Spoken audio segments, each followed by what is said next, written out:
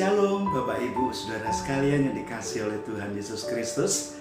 Pagi hari ini kita bertemu kembali sekalipun secara online, tetapi kita tetap percaya ya bahwa penyertaan Tuhan masih berlaku dalam kehidupan kita.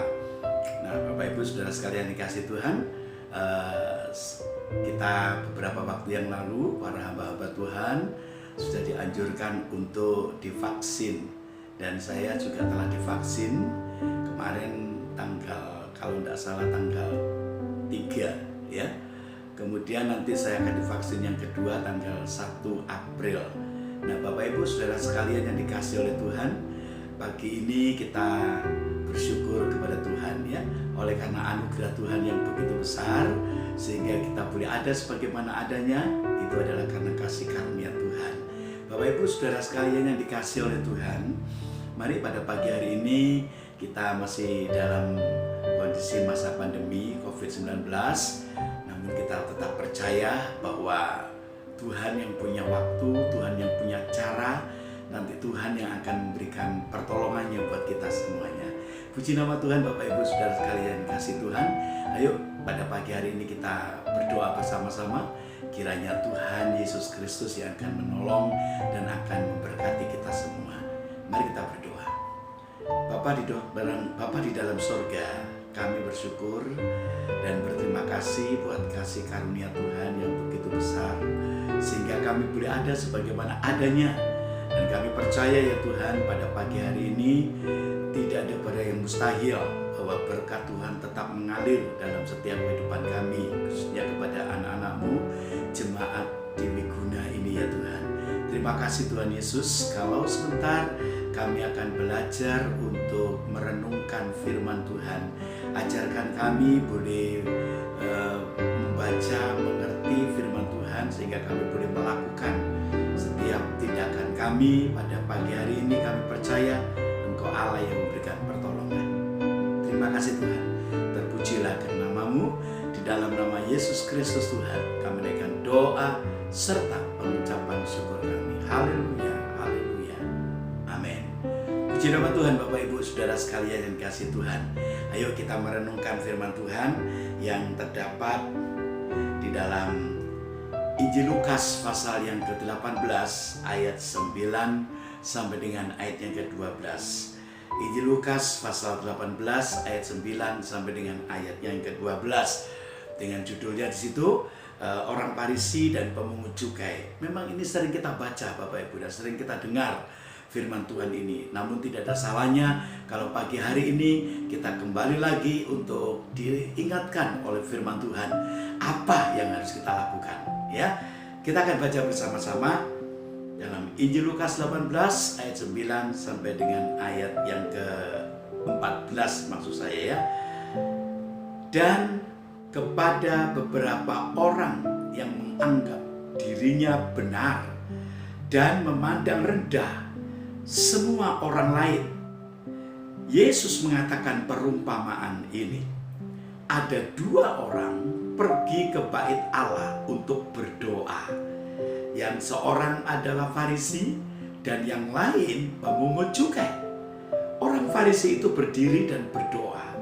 Dalam hatinya begini, ya Allah, aku mengucap syukur kepadamu karena aku tidak sama seperti semua orang lain. Bukan perampok, bukan orang lalim, bukan pezina, dan bukan juga seperti pemungut cukai ini. Aku berpuasa 2 kali seminggu. Aku memberikan 1/10 dari segala penghasilanku. Tetapi pemungut cukai itu berdiri jauh-jauh. Bahkan ia tidak berani menengadah ke langit, melainkan ia memukul-mukul diri dan berkata, ya Allah, kasihanilah aku orang berdosa ini. Aku berkata kepadamu, orang ini pulang ke rumahnya sebagai orang yang dibenarkan Allah, dan orang lain itu tidak. Sebab barang siapa meninggikan diri, ia akan direndahkan. Dan barang siapa merendahkan diri, ia akan ditinggikan. Haleluya. Bapak Ibu Saudara sekalian yang dikasihi oleh Tuhan, setiap kita umat manusia yang memiliki satu pengalaman yang baik, setiap kita, baik orang jahat maupun orang baik. Tetapi ketika kita menghadap kehadirat Tuhan, kita adalah semua sama. Ya, tidak ada orang miskin, tidak ada orang kaya, tidak ada orang yang punya segala-galanya, atau tidak ada orang yang tidak punya, semuanya itu sama di hadapan Tuhan. Seperti pembacaan firman Tuhan pada pagi hari ini, ada dua orang yang datang kepada Tuhan.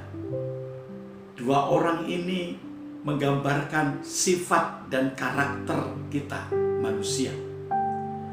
Yang seorang tadi dikatakan dia itu luar biasa menurut pemandangan manusia. Dia adalah orang yang menganggap dirinya hebat, menganggap dirinya kaya, ya. Orang-orang yang melakukan sesuatu yang dinilai oleh manusia kelihatannya baik. Orang ini orang yang kaya raya. Dia adalah orang Farisi. Dan yang satu adalah seorang pemungut cukai. Seorang Farisi menganggap dirinya adalah orang yang baik, menganggap dirinya orang yang tidak berdosa, menganggap dirinya orang yang benar. Tetapi dibanding dengan seorang pemungut cukai menurut pemandangan manusia, dia adalah orang yang jahat. Ya, dia suka mengambil riba. Dia adalah orang-orang yang dijauhi oleh manusia. Nah, dua orang ini datang bersama-sama pada waktu itu menghadap kehadirat Tuhan. Yang satu orang Farisi. Ini menggambarkan siapakah orang Farisi itu? Orang Farisi itu menggambarkan dia adalah orang-orang Yahudi pada masa itu. Yang pertama, dia menganggap dirinya benar. Orang Yahudi semacam itu. Ketika menghadap hadirat Tuhan, menganggap dirinya itu benar, lebih benar daripada orang-orang lain.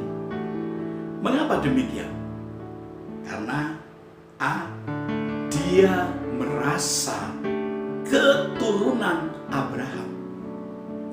Kalau kita membaca dalam Injil Lukas 3 ayat yang ke-8, jadi hasilkanlah buah-buah yang sesuai dengan pertobatan, dan janganlah berpikir dalam hatimu, Abraham adalah bapak kamu. Karena aku berkata kepadamu, kata Yesus, Allah dapat menjadikan anak-anak bagi Abraham dari batu-batu ini. Orang-orang Israel menganggap dirinya lebih benar daripada orang lain. Orang-orang Israel menganggap dirinya lebih diperkenan kepada Tuhan daripada orang lain. Karena mereka menganggap bahwa dirinya adalah orang keturunan Abraham. Bapak Ibu Saudara sekalian yang dikasihi oleh Tuhan, kita adalah orang-orang yang biasa, manusia biasa di hadapan Tuhan. Ya, Tuhan ingin supaya kita ini menjadi orang-orang yang sudah dipilih oleh Tuhan. Apakah masih ada orang-orang yang demikian? Bapak Ibu Saudara sekalian dikasihi Tuhan, saya mengharapkan supaya tidak ada orang-orang yang sedemikian ini. Ya, orang Farisi menganggap dirinya benar karena dia adalah keturunan Abraham. Dan yang B, kenapa tadi saya katakan dia itu menganggap benar di mata Tuhan? Karena yang bagian B, dia merasa orang pilihan Tuhan. Kitab Ulangan 7 ayat yang ke-6 berkata, sebab engkaulah umat yang kudus bagi Tuhan Allahmu. Engkaulah yang dipilih oleh Tuhan Allahmu dari segala bangsa di atas muka bumi untuk menjadi umat kesayangannya. Ya, kitab Taurat mengatakan, kitab Ulangan mengatakan bahwa bangsa Israel memang orang-orang yang dipilih oleh Tuhan. Ya, kita tidak bisa mengelak akan hal itu. Memang kenyataannya semacam itu. Dan kalau kita baca Ulangan 14 ayat yang kedua, sebab engkaulah umat yang kudus bagi Tuhan Allahku, dan engkau dipilih Tuhan untuk menjadi umat kesayangannya dari antara segala bangsa yang di atas muka bumi. Bapak Ibu Saudara sekalian dikasih Tuhan, memang orang Israel adalah orang-orang yang disayang oleh Tuhan. Ya, bukan cuma sekedar orang pilihan, orang-orang yang diperhatikan oleh Tuhan. Ya, orang-orang yang menganggap dirinya hebat dibanding orang lain. Memang Bapak Ibu yang dikasih Tuhan, kalau Tuhan yang memilih, Tuhan bisa menetapkan, ya, Tuhan itu bisa memberkati orang-orang pilihannya seperti orang Israel ini. Segala sesuatu datangnya dari mereka. Ya, adanya internet dari keturunan orang-orang Israel. Orang-orang yang terkaya di muka bumi ini adalah keturunan orang Israel.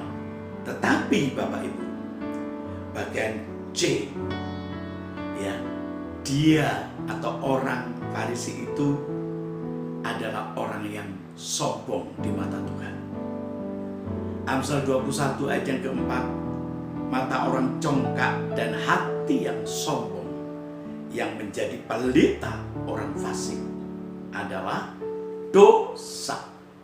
Sekalipun sekalipun orang Farisi ini adalah orang-orang pilihan Tuhan, sekalipun orang Farisi adalah orang-orang kesayangan Tuhan, ya, sekalipun orang-orang Farisi adalah orang-orang yang dipilih oleh Tuhan, tetapi Bapak Ibu, Tuhan itu melihat hati seseorang.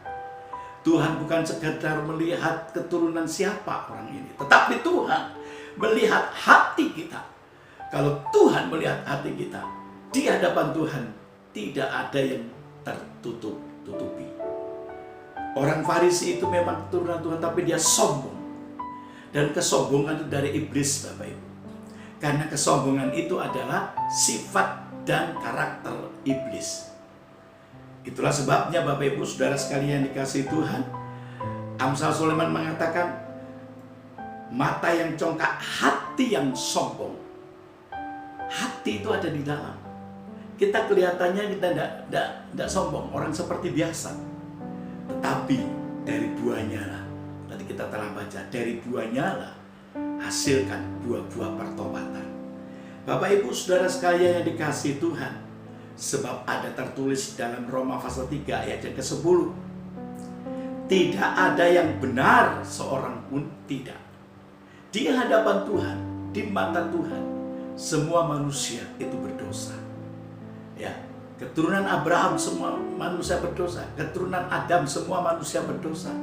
Tetapi satu hal, Yesus Kristus juga adalah keturunan Abraham.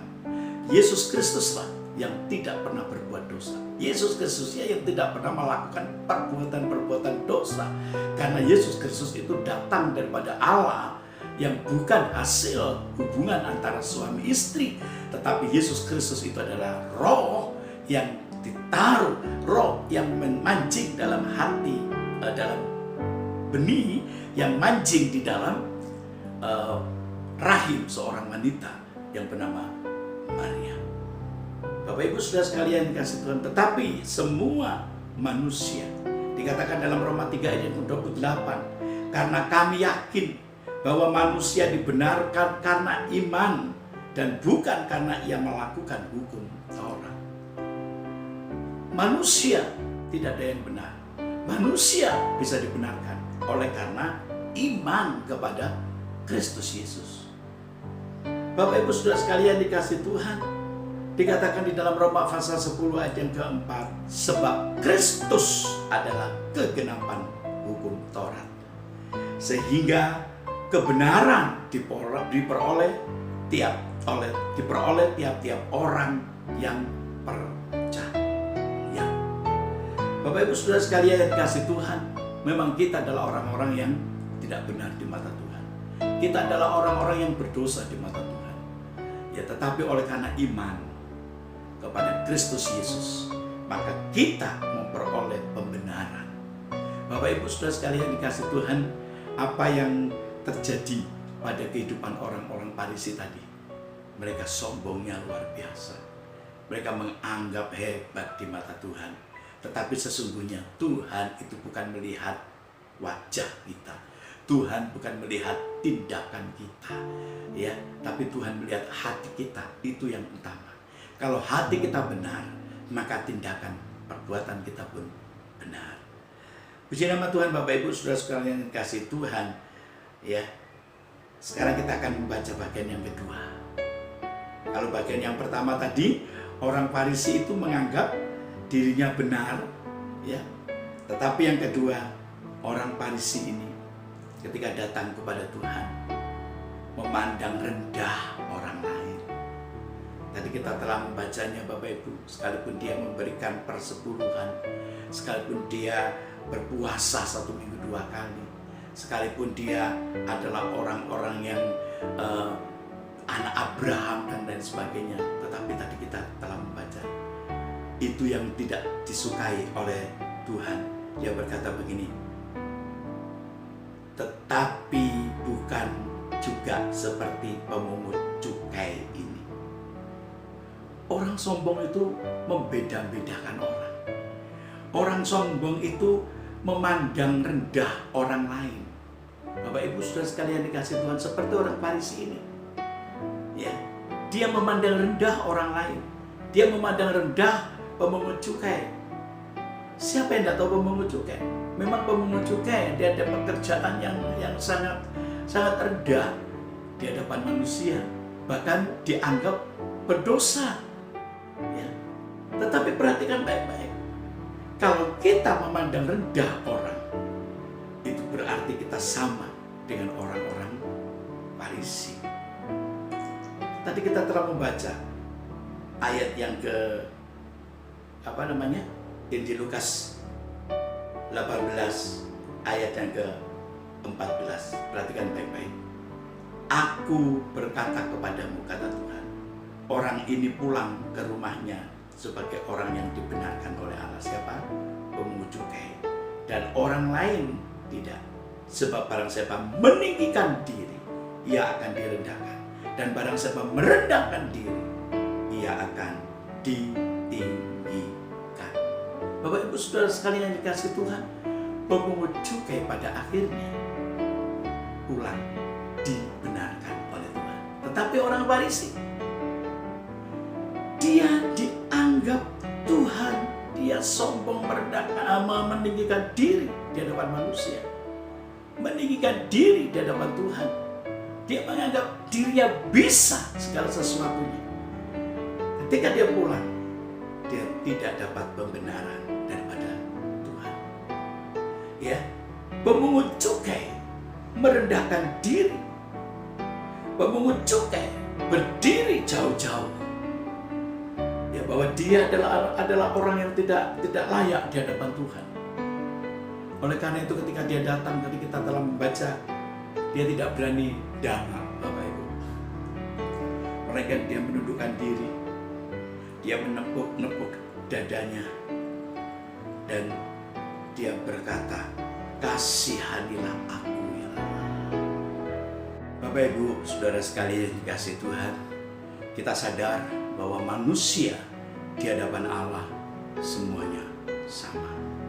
Tetapi kita mengambil satu teladan dari seorang pemungut cukai yang kita ikuti, yang kita teladani, ya, bukan cara kerja, bukan bagaimana dia bekerja, bukan, tapi karakter, sifat di hadapan Tuhan itu penting, ya, penting sekali. Dikatakan pemungut cukai merendahkan diri di hadapan Tuhan. Oleh karena itu dia berdiri jauh-jauh, menganggap dirinya tidak layak di hadapan Tuhan, dan tidak berani, tadi saya katakan, mendongak atau dangak. Bapak Ibu, itu merasa dirinya bersalah Kalau orang merasa diri bersalah, kita mesti menundukkan diri, menundukkan kepala kita, karena merasa diri kita bersalah. Demikian juga dia memukul dirinya, ya, dan berkata, "Ya Allah, kasihanilah aku." Ini menunjukkan bahwa oleh karena belas kasihan Allah saja kita bisa dilayakkan oleh Tuhan. Bukan karena kita benar, oleh karena pembenaran diri sendiri. Bukan karena kita adalah orang-orang yang bisa memberikan persembahan lalu kita berkenan kepada Tuhan. Tetapi kita dibenarkan oleh Allah oleh karena sikap hati kita mohon belas kasihan seperti seorang pemungut cukai ini. Dan dikatakan bahkan aku orang berdosa. Mengakui dosa dalam diri itu tidak gampang, Bapak Ibu. Mengakui kesalahan kita saja di hadapan manusia tidak semudah itu, bukan? Tuhan ingin supaya kita ini memiliki hati nurani yang jujur di hadapan Tuhan. Kalau memang itu bersalah, biar kita mengakui kesalahan kita. Jika kita berdosa, kita mengakui dosa-dosa kita. Sebab dengan pengakuan yang sedemikian ini menyatakan, menunjukkan pertobatan kita. Biarlah pada pagi hari ini, Bapak Ibu Saudara sekalian yang dikasihi oleh Tuhan, kita telah belajar dari sifat dua orang ini. Apakah kita seperti orang Farisi yang menyombongkan diri, orang Farisi yang mengunggul-unggulkan dirinya, orang Farisi yang menganggap orang lain rendah, atau kita belajar dari sifat orang yang dikatakan sebagai pemungut cukai. Di hadapan Tuhan kita adalah sama.